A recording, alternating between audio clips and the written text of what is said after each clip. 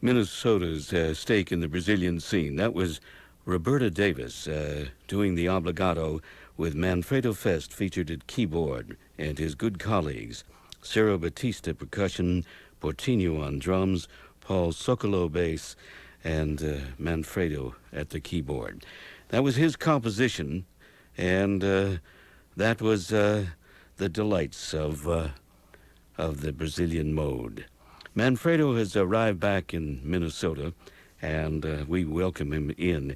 He'll be on stand tomorrow, September 20th, Sunday, at the Thunderbird Hotel in Bloomington for the second annual Jazz Festival of the Minneapolis Public Schools Broadcasting System. There you are. How are you doing, Manfredo, on your home return here? Your second home, I mean. Yeah, right. That's right. Well, this is my home here in the United States. I am doing fine, just fine. I am just overwhelmed with all the reception that I'm getting here, and the warmth of people, and friends and fans. Everything is just an overwhelming experience. Well, good. That makes everyone feel good. Well, Manfredo, I'd like to just go back in time, if you will, to your early days in Brazil. We haven't talked much about how deeply you have been trained in two different areas of the musical arts. First, from your family, this very imposing European classical training that you have. When did it all begin? How old were you? When I started? Yes. Yeah, I would say that I started, hitting the piano by ear,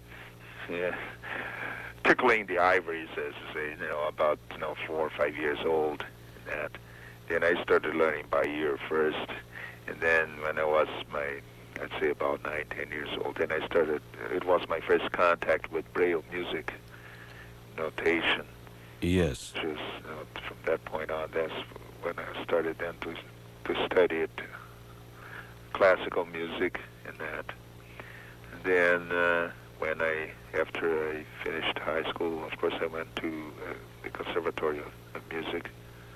It belongs to the University of the state in Brazil where I am from, which is the most southern Brazilian state, called Rio Grande do Sul, which means big river from the south. But that's the name of the state, in the city of Porto Alegre. Porto Alegre, right? By the way, on my new recording for Concord Jazz, I have a tune that I wrote, and it's called Porto Bap Alegre. Oh, really? Yeah. You and George Shearing have been playing with the language a little bit. Right. He, the master of the pun. Oh, my goodness, yes. Yeah.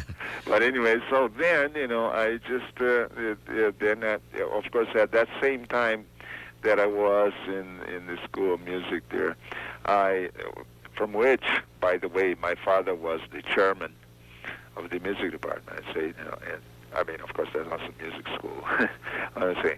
But anyway, so at that point, I got acquainted with jazz by listening to George Shearing's quintet.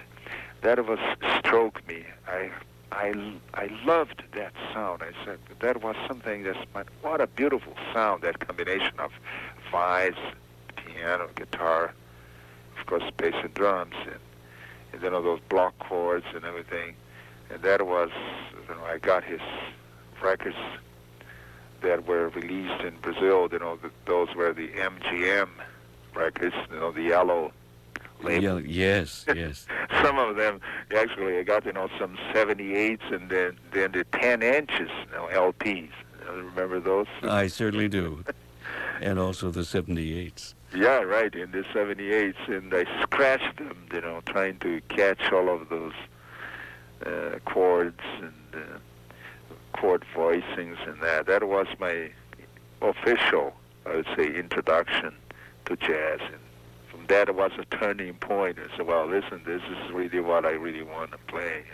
And, and that. And you've been a victim ever since. Oh, yes. It's, an incurable disease. I'm glad Don't that. speak. Don't arrest it, Manfredo. Don't slow it down. No, no, no.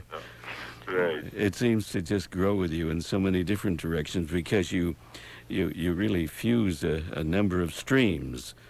Yes. Well, I started listening then. Many American jazz pianists. Then from George Shearing, I started listening to Oscar Peterson, Bill Evans, Tatum, all the biggies. You learn so much from all of them, and then you try to sort it out your own ideas based on the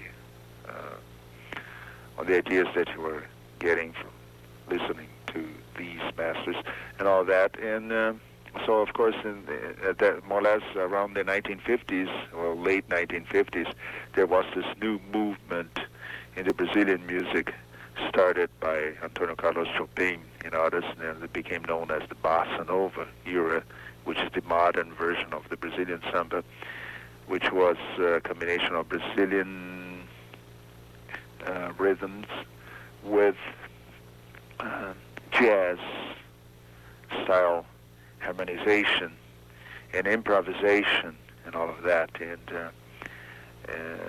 so I, joined that movement and say, well, that was another horizon, for musical expression. And well, then later on, this movement spread through the world, and of course here in the United States of America, with that official first recording done by Stan Getz with Jobim, João Gilberto, Astrid Gilberto, and so on. And Charlie Bird. And then Charlie Bird and some others in that.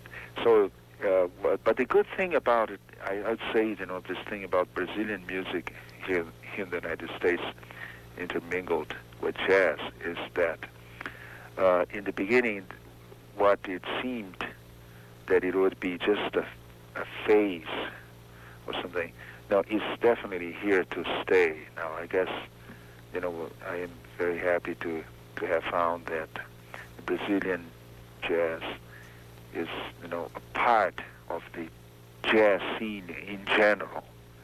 And many American musicians and musicians through the world have the interest in playing and write music in that style. And so I guess one completes the other. You have, and I love American jazz too, so that's why I always like to play American jazz tunes. I include them in my repertoire because I came to the United States with two main purposes in mind. One was to develop a career here and in a way also promote the Brazilian jazz, and also to learn more about American jazz and play it too. And that's what I've been doing. You certainly have. And Manfredo, it is always good to touch base with you. Speaking of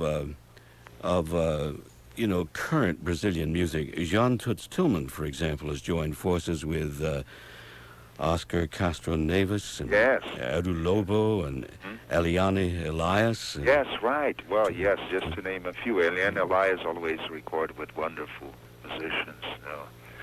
American, she has done recordings with Eddie Gomez and Jack DeJohnette and all those people. I know her quite well. Also, Leigh, I just like to let you know you'll be hearing more from this man I'm going to talk about now. He's a German harmonica player that plays more or less with that kind of Toots Tillman sound, but he writes a lot in the Brazilian style, and he has done some recordings in Brazil, and in fact he's now recording for Concord Jazz. He has a new release in Concord Jazz. I don't know if you have gotten it yet. His name is Hendrik Markens. Oh, yes. I heard him? Yes, I have. Yeah, and in fact, he is an example of somebody, like he's a German musician there, and everything he writes is in the Brazilian jazz style. And he has done most of his recordings in Brazil, in fact. And now he got his visa here recently to the United States, and he just moved here. In fact, I met him when I went to do my recording for Concord Jazz in New York last July, and he was in the process of getting himself an apartment there, which he already got, and I guess he's going to be living in the village somewhere.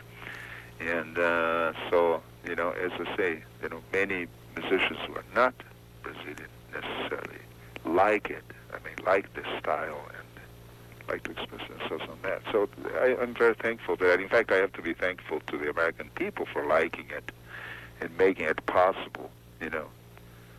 Well, it's certainly, an illustration of there are no borders for this kind of music. It's an international language, isn't it? Yes, it is. Yeah, well, that's it. That's it. You said the right thing. It's an international language, right? Well, Manfredo, it's it's going to be a pleasure to hear you at the Thunderbird in Bloomington for the Minneapolis Public Schools Festival. And I'm looking forward to it. In fact, I'd like to mention here that my trio, in my trio, I have these wonderful, very talented musicians here from the Twin Cities that have played with me. Gordy Johnson and Gordy Knutson. Absolutely, yes. Gordy Johnson at the bass and Gordy Knutson at the drums. Well, there tomorrow evening. Well, we'll be facing east and getting into a quick break at Cafe Colombo at Thunderbird and enjoying those moments with you as you communicate Brazil and American jazz to all of us. Yes. Once again, good to touch base, and see you tomorrow. Yes, I'll see you tomorrow, Leigh. All right. I shall see you all there at the Thunderbird tomorrow night. Thank you. You're welcome. Good talking with you. Get a good night's sleep, recharge those batteries. Right. I'm plugging myself on the wall here. You're plugging yourself in. Okay. Well, good night, Manfredo. Good night. Wherever you are.